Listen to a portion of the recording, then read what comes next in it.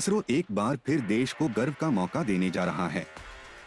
भारत के अंतरिक्ष इतिहास का अब तक का सबसे भारी पेलोड लॉन्च होने वाला है। इसरो का शक्तिशाली rocket LVM-3 launch vehicle mark 3 America की कंपनी ST स्पेस मोबाइल के अत्याधुनिक communication satellite blue bird block 2 को अंतरिक्ष में स्थापित करेगा।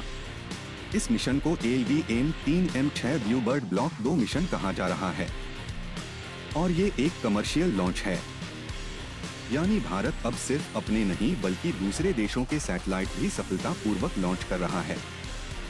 ये परिक्षेपण 24 दिसंबर यानी आज सुबह 8:54 पर श्रीहरिकोटा के सतीश धवन अंतरिक्ष केंद्र से किया जाएगा।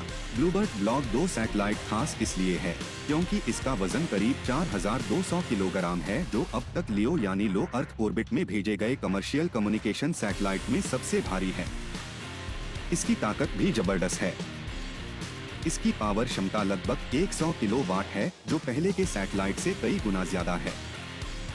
इसका सबसे बड़ा फायदा ये है कि ये सीधे मोबाइल फोन को सिग्नल देगा, यानी बिना किसी टावर या खास डिवाइस के साधारण स्मार्टफोन से कॉल, इंटरनेट और मैसेज की सुविधा मिल सकेगी। यही वजह है कि इसे भविष्य की मोबाइल कनेक्टिविटी के लिए बेहद अहम माना जा रहा है। इस मिशन में इस्तेमाल हो रहा LVM-3 रॉकेट इसरो का सबसे ताकतवर रॉकेट है। इसमें 3 चरण होते हैं, 2 सॉलिड बूस्टर, 1 लिक्विड स्टेज और 1 क्रायोजेनिक स्टेज। यही रॉकेट पहले चंद्रयान 2 और चंद्रयान 3 को भी अंतरिक्ष में ले जा चुका है।